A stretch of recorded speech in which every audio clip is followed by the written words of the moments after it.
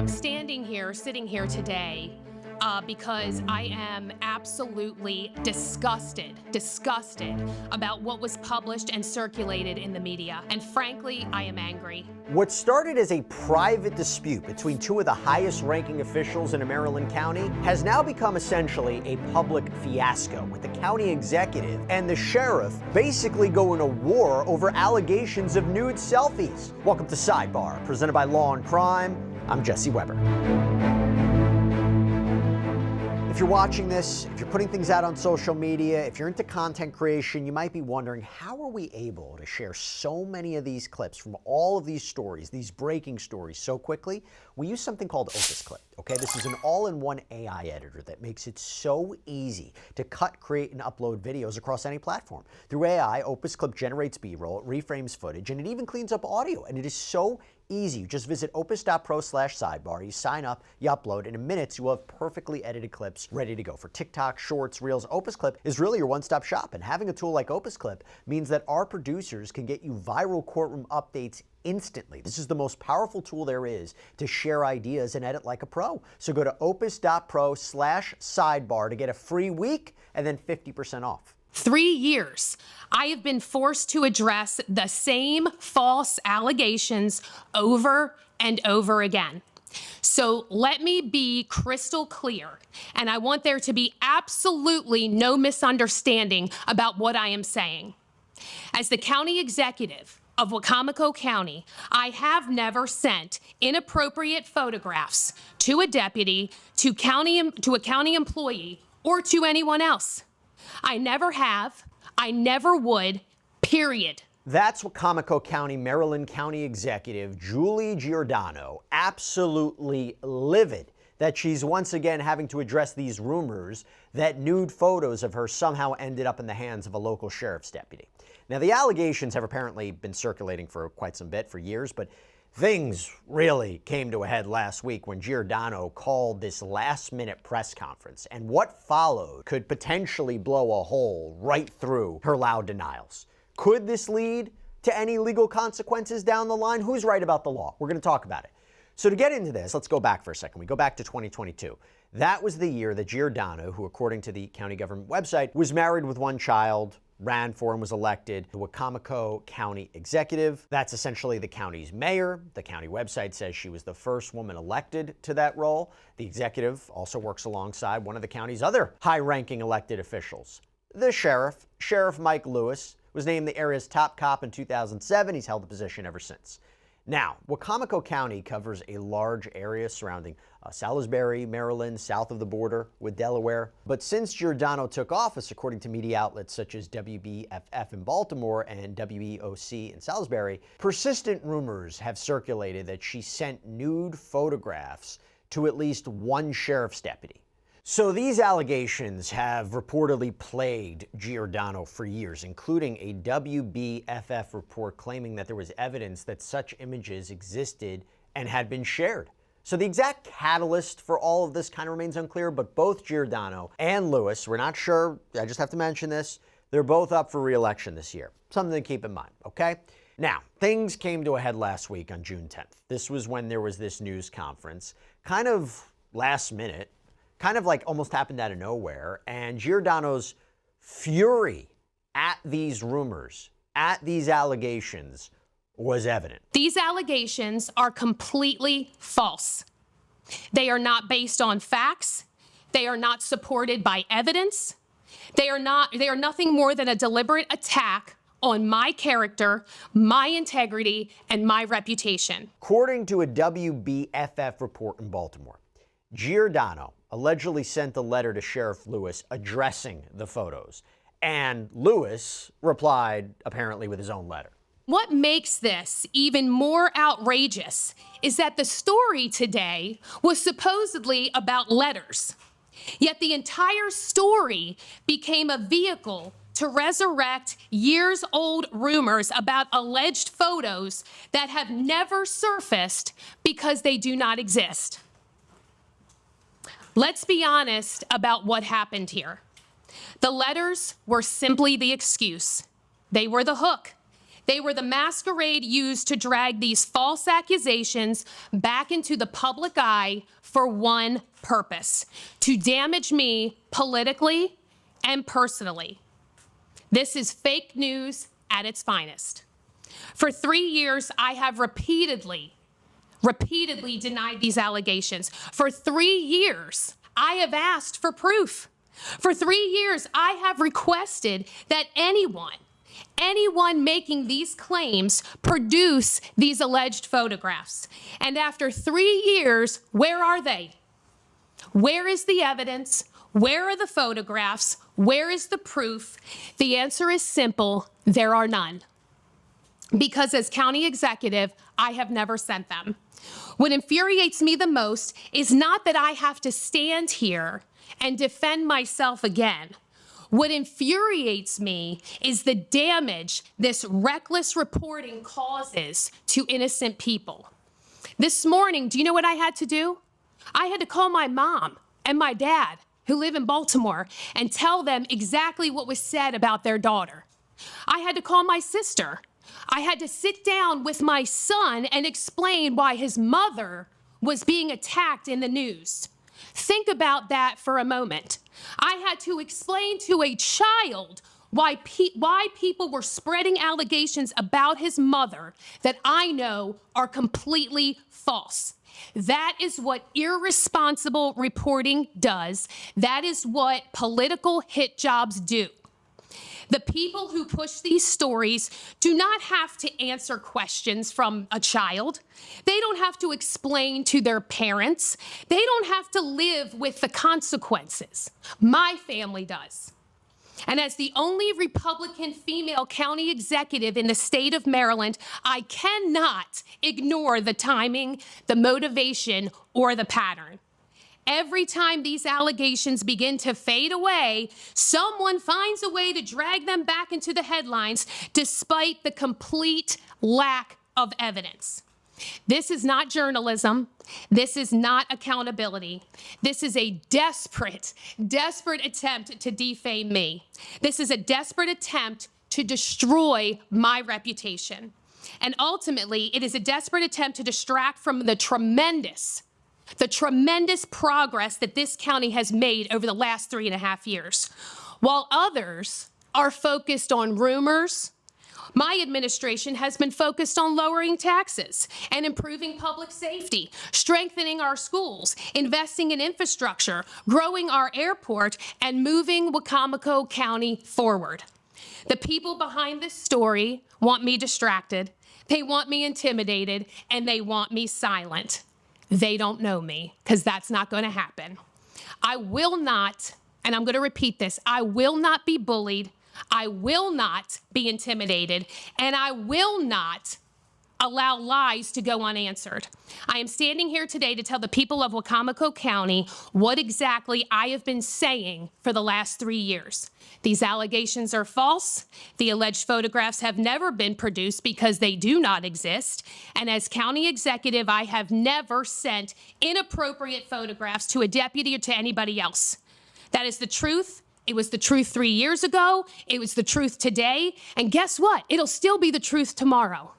Thank you. Giordano left the press conference, didn't take any questions from reporters. When all of this first started to make waves, reporters reached out to Sheriff Lewis. Now, he apparently declined to comment, also declined to release these alleged letters. I would say, what was it, within hours of Giordano's public statement, WBOC announced it had received the correspondence as part of a public information request and published it. So letting people decide for themselves who was telling the truth. You got this letter on official Wicomico County, Maryland County Executive letterhead, dated September 12th, 2024, was seemingly sent and directed to Sheriff Mike Lewis. Here's what it says, quote, "Dear Sheriff Lewis, after much deliberation, I am writing to formally request an investigation into the alleged sharing of pornographic images of me by one of your deputies. It is deeply concerning that a deputy would share such a photo, and even more troubling that you have acknowledged possessing such an image. You mentioned this to a private citizen, a group of individuals in Annapolis, to which you added that the image was shared from a government phone, and in a meeting with your chief deputy, the state's attorney, the assistant director of administration, and myself, all without my consent. Since we last discussed this issue, it is my understanding that no investigation has been initiated by any member of your command staff, your deputies, or any outside agency. On February 13th, 2024, you told Matthew Leitzel, Deputy Director of Administration, that under Maryland law, revenge porn only applies in the context of an intimate relationship between the parties. While I agree that no such intimate relationship exists between myself and the deputy in question, your interpretation of Maryland's revenge porn statute is incorrect. The law does not require an intimate relationship between the individuals for the prohibition against distributing explicit images to apply. No member of the Wicomico County Sheriff's Office or any other law enforcement agency has permission to possess any visual representation of myself with my intimate parts exposed or whole engaged in an act of sexual activity. By the way, it might be a typo there. You're going to see it being addressed later on in the sheriff's letter. I have never consented to the creation of any visual representation of myself with my intimate parts exposed or while engaged in an act of sexual activity. I have never provided anyone consent to distribute any visual representation of me with my intimate parts exposed or while engaged in an act of sexual activity. This matter is straightforward. Either a deputy shared a nude photograph of me or they did not. If such an image has been shared, this constitutes a criminal act. Such conduct is a violation of Maryland criminal law. See Maryland Annotated Code Criminal Law, Section 3-809, as well as potentially federal law. And we'll talk about that. Any deputy involved in sharing or distributing these images must be held accountable and should face criminal charges. As the sheriff of Wicomico County, you are responsible for upholding the law within this jurisdiction. I ask that you request an investigation into this matter, as I know your office is conflicted, and pursue charges against the deputy responsible as you have knowledge of this alleged criminal act. I am prepared to cooperate fully with any investigation. Thank you for your attention into this matter. My personal attorney and I look forward to an update on the situation by the end of the month. Sincerely, Julie Giordano, County Executive. So when these rumors, these allegations started circulating about these letters, sources told local news stations that Giordano had been sent a cease and desist letter to keep her from sending nude photos to sheriff's office employees. And we'll talk more about that in a second, but it seems that some of the details might have been lost in translation because Sheriff Lewis's response on October 4th, 2024, it didn't mention the words cease and desist, but it was pretty scathing, okay? Here's what it says, quote, County Executive Giordano. On September 30th, 2024, I received an email copy of a letter from your office authored by you in which you formally requested an investigation into the alleged sharing of pornographic images of you by one of my deputies. Since we last discussed your sharing of, quote, nude selfies to one of my deputies, neither you nor anyone else requested an investigation be initiated into the possible dissemination of these, quote, pornographic photos. Photos, of course, that any viewer could quickly discern were self-generated, self-created, and ultimately self-distributed. You stated in paragraph 4 of your letter that no member of the Wicomico County Sheriff's Office or any other law enforcement agency has permission to possess any visual representation of myself with my intimate parts exposed or whole, I think you meant while, engaged in an act of sexual activity. You further go on to state, I have never consented to the creation of any visual representation of myself with my intimate parts exposed or while engaged in an act of sexual activity. I have never provided anyone consent to distribute any visual representation of me with my intimate parts exposed or while engaged in an act of sexual activity. Perhaps you should have thought about that before you sent those selfies from your phone. In your words, this matter is straightforward. You have a choice to make, Madam County Executive. As a key witness to the nude selfies, I stand fully prepared to testify as to how a deputy requested permission to enter my office and shut my door. While standing next to my desk, the deputy proceeded to scroll through multiple nude selfies of you, clearly taken by you, now being shockingly displayed on my deputy's cell phone. These nude selfies were never forwarded to my cell phone, and I've never been in possession of these self-created pornographic images. But one can only wonder how many others have been seen or been forwarded, perhaps by you, these same photos. As for visual representation of you engaged in sexual activity, I have never claimed to see that video. As you mentioned in paragraph 6 of your letter of request, I am conflicted and my agency is unable to conduct an investigation into this matter. I am more than willing to request an official investigation into where these pornographic images, nude selfies, originated.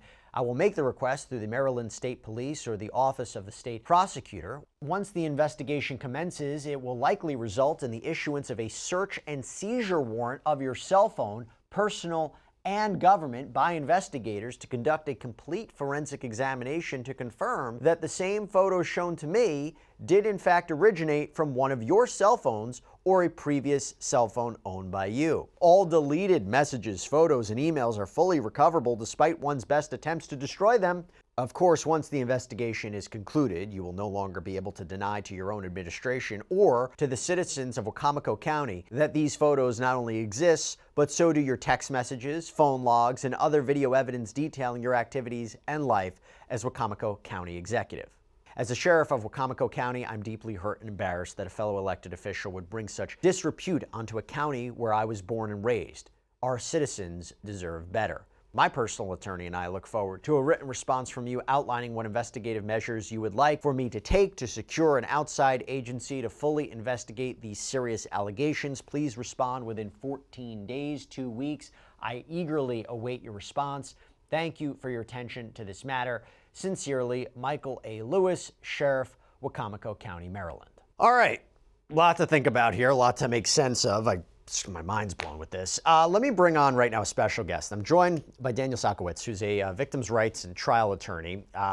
Would know a lot about this. First of all, Daniel, I got to tell you, I don't think I've seen correspondence between elected officials like this. I don't think I've ever seen correspondence between a county executive and a sheriff over, let alone allegations of revenge porn.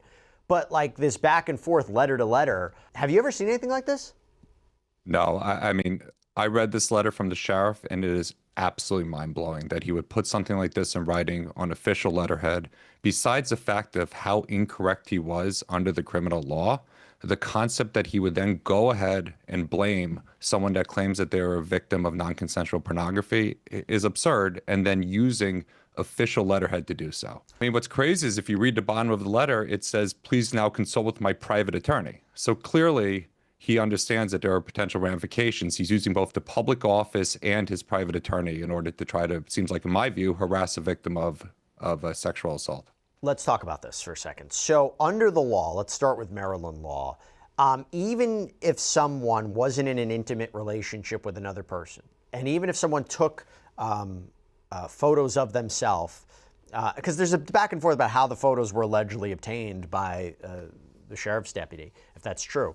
But what's the rule? You don't have to be in an intimate relationship with somebody to go forward with a revenge porn claim, and you could have voluntarily taken the photos yourself. Does it matter about whether or not you sent them to anybody? It does not at all. So Maryland has a fairly standard revenge porn criminal statute. It is somebody distributes the intimate images with the intent to harm, harass, intimidate, threaten, or coerce the person that took the photographs. Now, there is a second section to it that says that the person could not consent to the distribution, and also that they had a reasonable expectations that the images would remain private. There is nothing in this statute that says that the person who received the images had to be the intended recipient. That person had to be the one that received them and then shared them. It's not here. It doesn't matter why you took the images.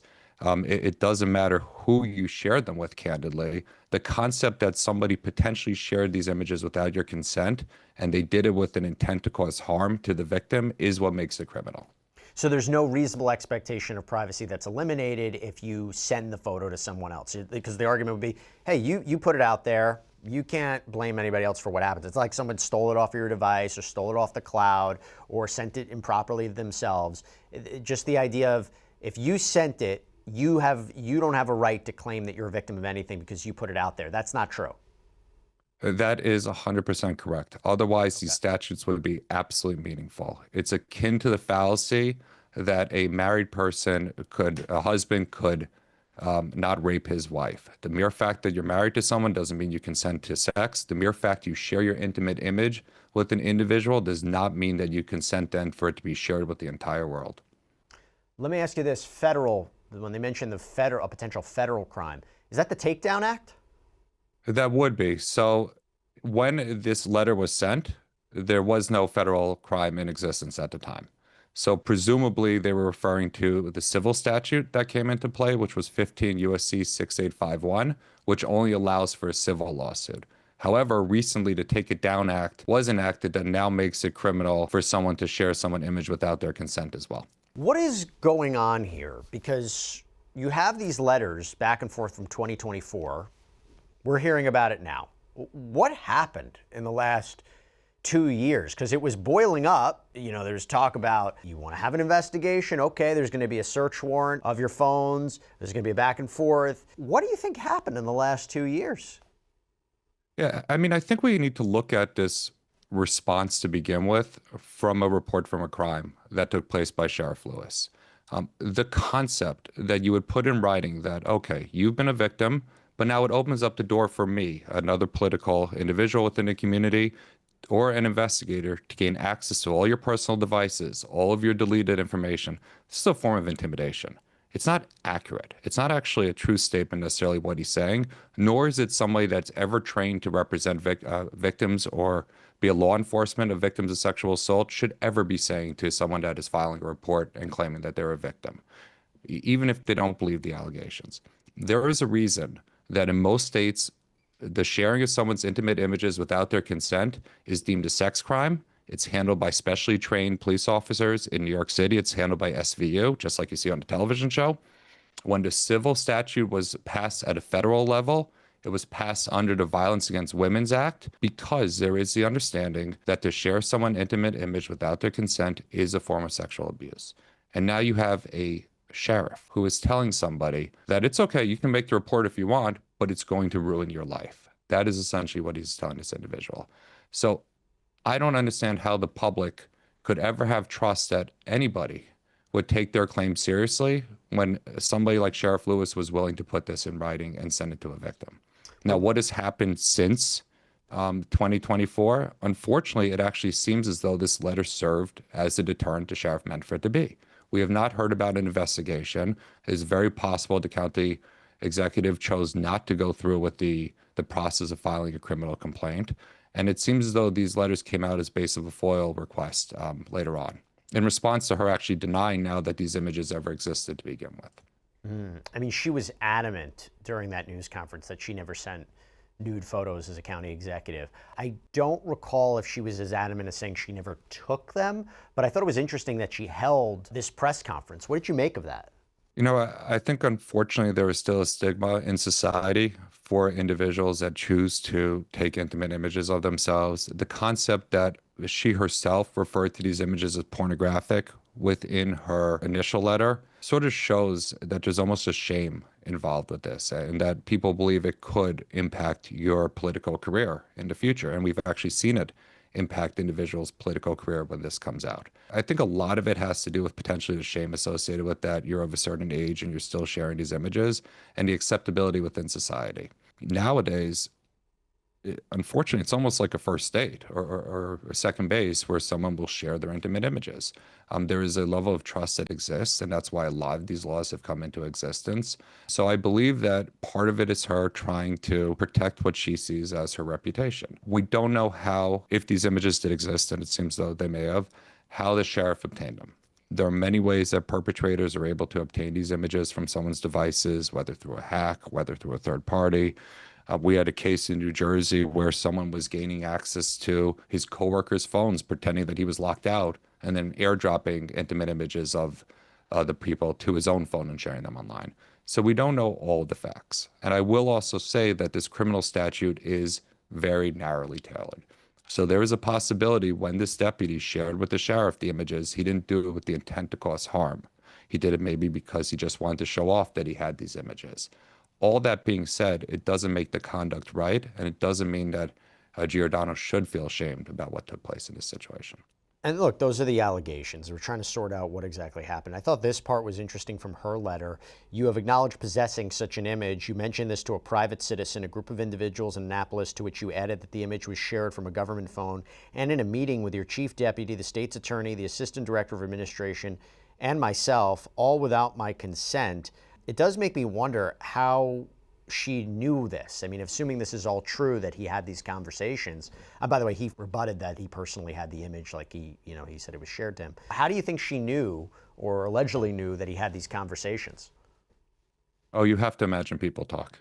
I mean, people talk about anything small, especially within small political communities and parties. There's no doubt in my mind it somehow got back to her through somebody that actually was either present at the time or there were rumors going through the process. So I believe she had to have received it from a third party who knew from their own personal knowledge or heard it through the rumor mill. I mean, that's normally how individuals find out about this. Are we learning about this now because it's politics, because it's election season? Yeah, I mean, I read this and I said they have to be part of different political parties. I mean, that was my view, but it looks as though they're actually part of the same party. But this is definitely politics at its dirtiest. Both individuals were using official letterhead to send correspondence back and forth on private matters, but this is definitely politics. So according to reporting from WBFF out in Baltimore, earlier this year, Wicomico attorney Andrew Illuminati, what a last name, Andrew Illuminati, told their investigative team that the county wouldn't be releasing these letters because it was, quote, an unwarranted invasion of personal privacy, also cited them as being part of an investigatory record. Then on Wednesday, WBFF reports that Illuminati seemingly changed his mind, released the records because of, quote, public interest.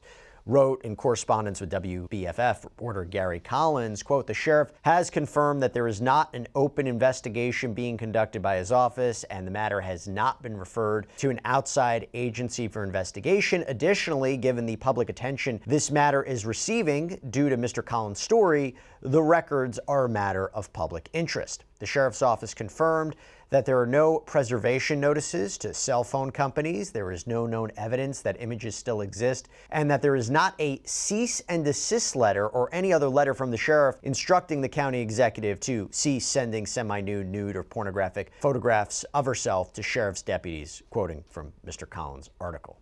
Daniel, what do you make of that decision to reverse course here to release these letters, and what do you make of the rationale behind doing so? I don't believe there's any law that should have protected the release of these letters.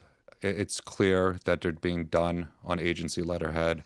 There is an indication there is no investigation that was opened at any time. While I understand it involves a private matter, the parties did choose to use, again, the office of the county executive letterhead and the sheriff's office letterhead. I think there is a public interest in the back and forth, and actually I think there should be a public interest in the response from the sheriff's office. If it's up to me, County Executive Giordano should have actually turned around and said, yes, I was a victim and I want my story to be heard so other people would not have to be victimized as well. Because if this is how a county executive is being treated, I cannot imagine how other normal citizens or everyday citizens are walking into the precinct and being treated by the sheriff's office at this time. What's also actually very interesting about the timing of all of this back in 2024 is it seems as though the images were originally released around February. Because in County Executive Giordano's letter, she claims that in February 13th, 2024, she was informed that under the Maryland revenge porn statute, there needed to be an intimate relationship. But these letters are dated September and October. So clearly something was going on for at least 6 to 8 months that led her to actually try to follow up with an additional investigation. That's an interesting point. Look, you have, according to reporting from the Baltimore Sun, Executive Giordano, Sheriff Lewis, they have had a rocky working relationship for years. Sheriff Lewis apparently told the Sun, I have not always had a good relationship with my county executive.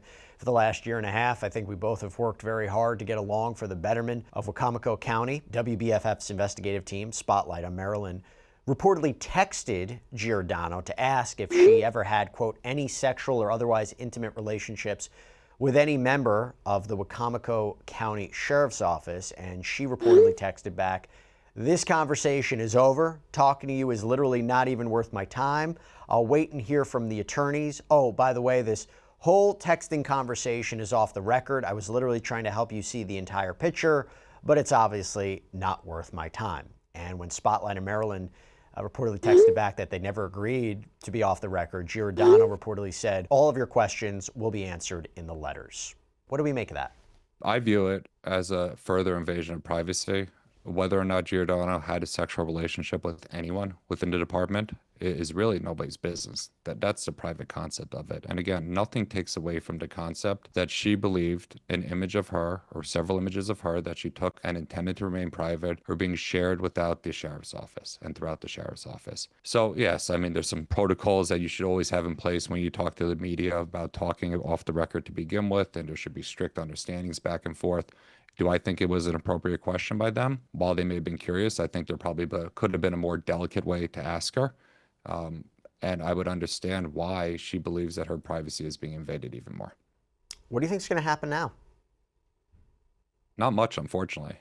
I believe that given all this took place back in 2024, there's probably statute of limitations issues. If there were any criminal actions to begin with, there's a potential for a civil lawsuit against the sheriff that had originally shared, or the deputy that had originally shared these images. There is no civil tort that you can bring against someone who views images. I mean, the First Amendment does protect that. So the concept that at least Sheriff Lewis viewed the images, you can't really hold him responsible for that. But you can hold him responsible for the person who made available the images to begin with. Do I think there's going to be more back and forth over this? Yes. I do think there are more facts that we're not being made aware of. I do hope, just again, for the sake of everyone else within the county, that the police officers take a deep look into how they handled this situation and reconsider how they would respond in a normal situation. Because this response just causes more and more victims to go forward, and is why these laws were put into place to begin with. Yeah, it's a weird one. Very public now. Daniel Szalkiewicz, thank you so much for taking the time. Really appreciate it. Thank you. Appreciate you having me on. And that's all we have for you right now here on Sidebar, everybody. Thank you so much for joining us. And as always, please subscribe on YouTube, Apple Podcasts, Spotify, wherever you get your podcasts. You can also check us out on NBC's Peacock as well. If you want to follow me, X, Instagram, my News Nation show, Jesse Weber Live, Monday through Friday, 11 p.m. Eastern. I'll see you next time, everybody.